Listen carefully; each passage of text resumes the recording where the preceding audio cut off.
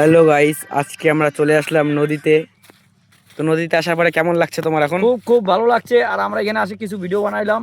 আর তা আমরা এখন এখানে আসার পরে আমরা ওই সামনে একটা মন্দির দেখা যাচ্ছে, এখান থেকে দেখা যায় কি মন্দিরটা, আমরা ওখানে এখন যাব। মন্দিরটা যাবো এখন গাইস, আমরা ওখানে যাব, মন্দিরটা ওইখানে নদীটা এই যে পার দেখা করে। যাচ্ছে সাদা সাদা, হালকা তো হালকা দেখা যাচ্ছে। ওই নদীটা আমরা যাব এখন।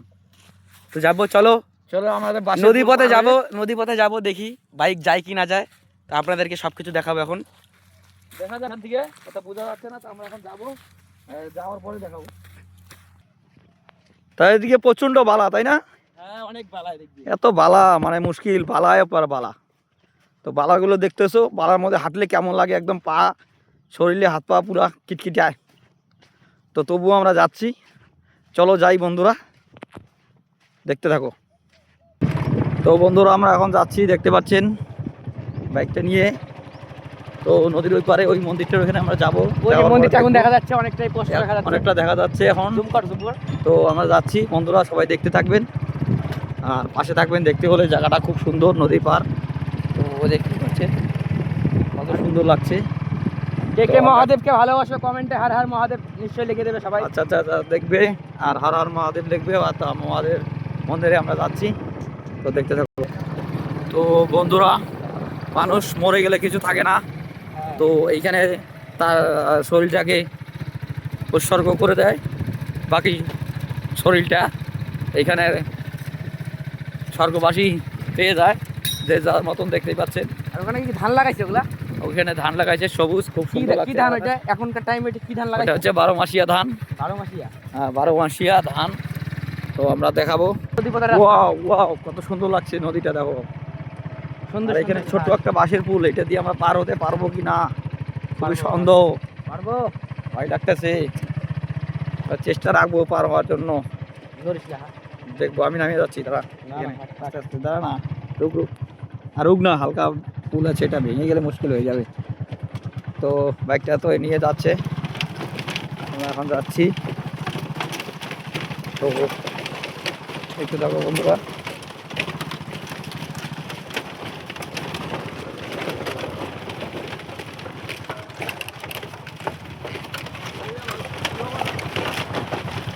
দেখো পুল দিয়ে খালি বাইক যাচ্ছে যাচ্ছে। এই দাদাটা চলে আসলো, বাস বাস। তার একটা বাইক আসতেছে। তো আমরা এখন সামনের দিকে যাব, ওই মন্দিরটার ওখানে। নদীর মাঝখানে অত জল নেই, তাই এখানে প্রচুর ধান লাগাইছে। তো আমরা এখন যাচ্ছি, এই ধানগুলো একদিন বড় হয়ে যাবে, পুরো বালা বালাগুলা দিয়ে।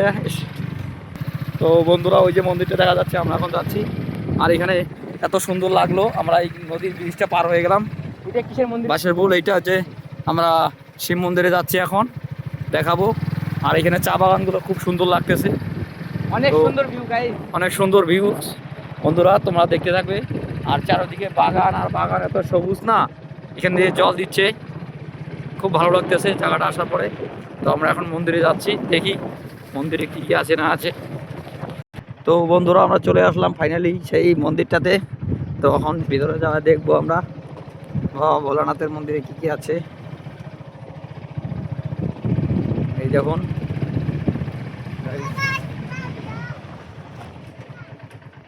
দেখতে পাচ্ছেন এখানে অনেক ভিউ। আর এইখানে মন্দিরটা চলে আসলাম একটু। মন্দিরটা অনেক ভালো বানিয়েছে। তার এখানে বাবা ভোলানাথ, মা পার্বতী এখানে দাঁড়িয়ে আছে বসে। তো দেখাই দিলাম মন্দিরটা। অভিজিৎ, আসবো নাকি? এই দেখো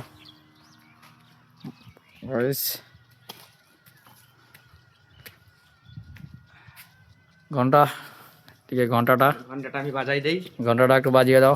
হর হর মহাদেব। দেখে হচ্ছে ভোলানাথের মন্দির।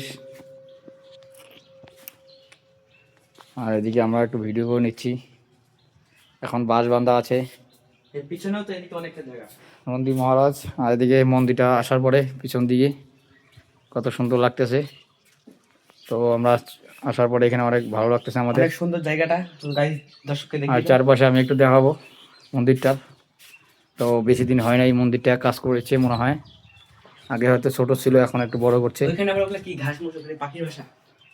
এখানে লাইনটাকে পুরা পাখিটা বাসা করে এখানে জঙ্গল করে রেখে দিয়েছে, শর্ট সার্কিট হতে পারে দেখে মনে হচ্ছে। তো বন্ধুরা ভিডিওটা বেশি বড় করব না, তাই এখানে রেখে দিচ্ছি। ভিডিওটা যদি ভালো লাগে লাইক কমেন্ট শেয়ার করে দিবে, লাইক কমেন্ট শেয়ার করবে, আর এরকম পরবর্তী ভিডিও পেতে হলে কমেন্টে জানিয়ে দিবে। Bye bye. বাই বাই, ভালো লাগলে টাটা, কমেন্ট অবশ্যই করবেন।